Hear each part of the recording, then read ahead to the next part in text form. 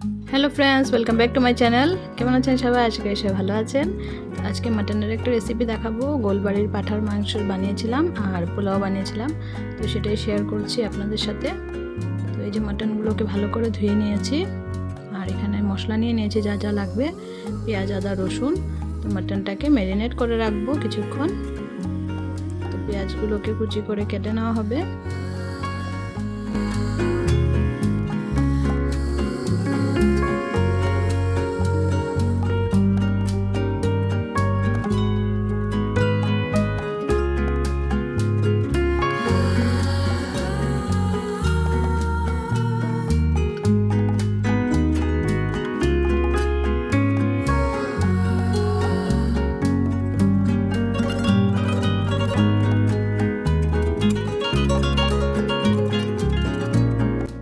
পেঁয়াজগুলো কুচি করে নেওয়া হয়ে গেছে, এখন আদা রসুনটাকে পেস্ট করে নেব।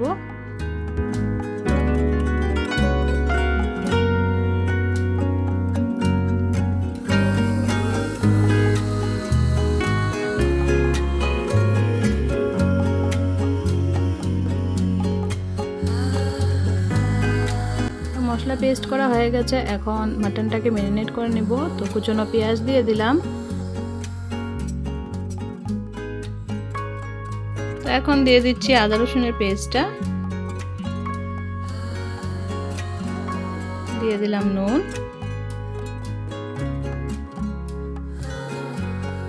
হলুদ, জিরে গুঁড়ো, আর দিয়ে দিব লঙ্কার গুঁড়ো। তো ভালো করে মেখে রাখবো। দিয়ে দিচ্ছি সরষের তেল। তো এই সব কিছু দিয়ে একসাথে এখন ভালো করে মেখে 1 ঘন্টার মতো রেখে দেবো ম্যারিনেট করে। তো ভালো করে মেখে নিচ্ছি।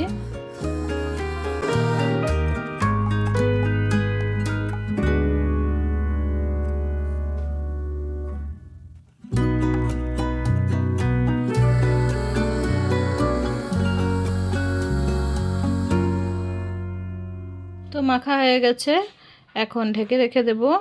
1 ঘন্টা ঢেকে রেখেছিলাম। তারপরে দিকে দিয়ে দিয়েছি কড়াইতে সরষের তেল। তেলটা গরম হলে দিয়ে দিচ্ছি তেজপাতা, আর দিয়ে দিব শুকনো লঙ্কা। তো গোলবাড়ি স্টাইলে বানালে খুবই টেস্টি হয়। চিকেন দিয়েও বানানো যায়, আমি চিকেন দিয়েও বানিয়েছিলাম আগে, আর আজকে মাটন দিয়ে করছি। তো দিয়ে দিলাম গোটা গরম মশলা, এলাচ আর দারচিনি। কিছুটা কুচনো পেঁয়াজ রেখে দিয়েছিলাম, পেঁয়াজটা এখন এটাতে দিয়ে দিলাম, ফ্রাই করে নিলাম। আর গোলবাড়ির কষা মাংসতে পেঁয়াজটাকে বেরেস্তা বানিয়ে তারপর বেটে পেস্ট করে তারপর তরকারিতে অ্যাড করে, তো কালারটা সুন্দর হয়। আমি আর আজকে বেরেস্তা করছি না, আমি নর্মালি বানাচ্ছি। তো পেঁয়াজটাকে কিছুক্ষণ ভাজা করে নেব। দিয়ে দিলাম নুন, আর দিয়ে দিব হলুদ। দিয়ে এখন পেঁয়াজটাকে কিছুক্ষণ ফ্রাই করে নেব।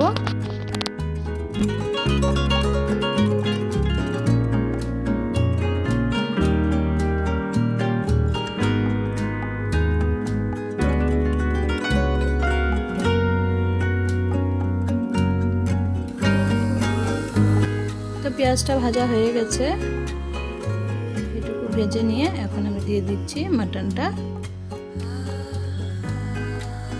আপনারা চাইলে পেঁয়াজটাকে লাল লাল করে ভেজে নিলেও পারেন, তো আমি আর ভাজিনি, আমি এইভাবেই দিচ্ছি।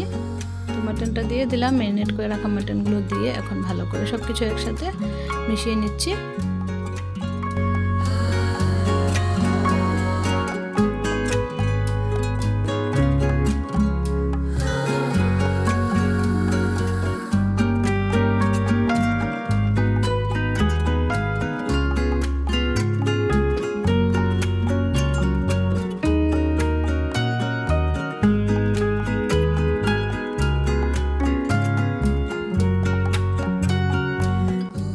মাটনটাকে কভার করে করে কষাতে থাকবো।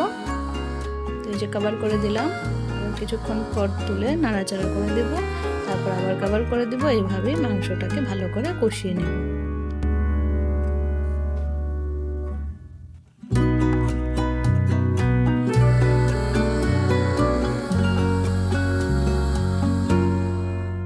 জল ছেড়ে দিয়েছে দেখুন মাটন থেকে, তো এই জলেই পুরোটা সিদ্ধ হয়ে যাবে। এইভাবে করে ঢেকে ঢেকে মাটনটাকে ভালো করে কুক করে নেব।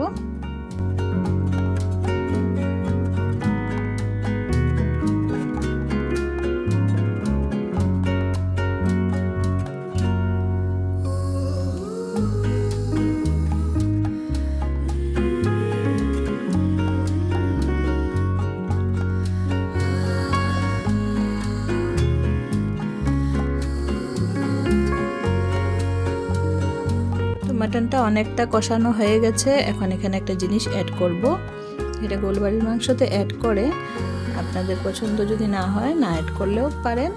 এখানে একটু চা পাতা লিকার দিয়ে দিব। তো একটু জলের মধ্যে সামান্য একটু চা পাতা দিয়ে দিলাম, দিয়ে একটাকে ফুটতে দেব।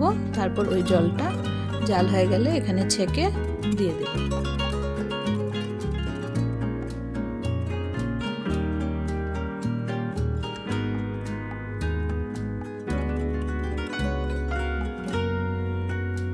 চায়ের লিকারটা রেডি হয়ে গেছে, এখন ওটা এটাতে ঢেলে দেব।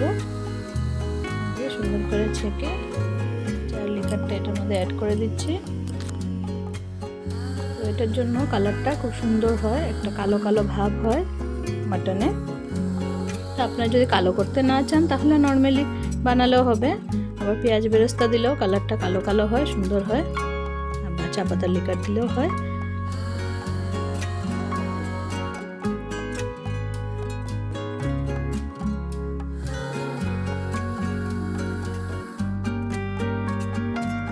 এখন দিয়ে দেব গরম মশলা।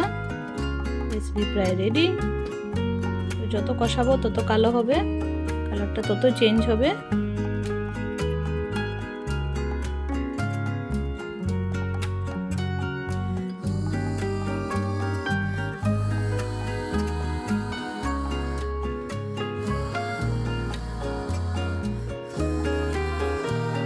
তো মাটনটা রেডি হয়ে গেছে, দেখুন কালারটা খুব সুন্দর এসছে। তো আরও যদি বেশিক্ষণ রাখতাম আরও ব্ল্যাক হতো, তো আমি এখানে নামিয়ে দিলাম। তো দেখুন সার্ভ করে দিয়েছি, কত ইয়ামি লাগছে দেখতে। কার কার ইচ্ছে হচ্ছে খেতে চলে আসুন। তো এটা সার্ভ করে দিলাম। এখন আমি পোলাও রেসিপিটা দেখিয়ে দিচ্ছি। তো পোলাওটা আমি একদম ছোটো দানার চাল, কেয়ারটি চাল বলে নাকি এটা, তো ওই চালটা দিয়ে বানাবো আজকে। ফার্স্ট টাইম বানাবো এই চালটা দিয়ে, দেখবো কেমন হয়। তো বয়েল করার জন্য বসিয়ে দিলাম। তো ভাতটা হয়ে গেল, ভাতটা নামিয়ে নিলাম। সবগুলো থালে নামিয়ে স্প্রেড করে রাখলাম যাতে ঝরঝরে হয়ে যায়। তো কড়াইতে দিয়ে দিলাম সাদা তেল, এখন দিয়ে দিব তেজপাতা, আর দিয়ে দিব গোটা গরম মশলা, দারচিনি, এলাচ। এলাচগুলোকে ফাটিয়ে দিয়েছি, ছেড়ে দিয়েছি হাত দিয়ে। আর এখন এখানে দিয়ে দিব হলুদ। তো খুব সিম্পলভাবে পোলাওটা রেডি করছি, বাদাম আর কিশমিশ আমি দিইনি, আপনারা চাইলে অ্যাড করে নেবেন। এখন ভাতটা এটার মধ্যে দিয়ে দিব, দিয়ে ভালো করে ফ্রাই করে নেব। তো কিশমিশ আর কাজু বাদামটা বাড়িতে তো সবাই পছন্দ করে না, তার জন্য আমি কম ইউজ করি। তো এখানে পোলাওটাকে আমি ভালো করে মিক্স করে নিচ্ছি। আপনারা চাইলে বয়েল করার সময় হলুদ দিতে পারেন কালারের জন্য, তো তখন চালটা হলুদ হবে, আরও সুন্দর হবে কালার। আমি পরে দিলাম। তো ভালো করে এখন নাড়াচাড়া করে নিচ্ছি, সব কিছু একসাথে সুন্দর করে মিশিয়ে নিচ্ছি।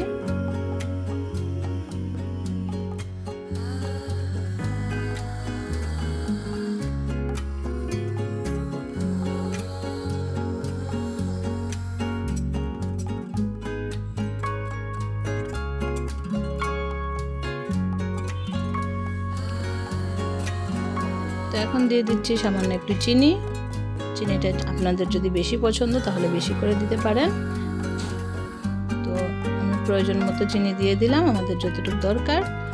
অনেকে একটু বেশি মিষ্টি পছন্দ করেন, তো যদি বেশি মিষ্টি পছন্দ করেন তাহলে একটু বেশি মিষ্টি দিয়ে দিবেন। এখন দিয়ে দিচ্ছি গরম মশলা, আর দিয়ে দেবো ঘি। দিয়ে সুন্দর করে সব কিছুকে একসাথে মিক্স করে নিয়ে তারপর নামিয়ে নেব।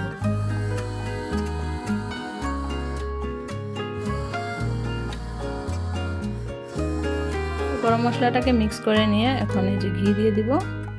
তো ঘিটা দিয়ে দিলাম।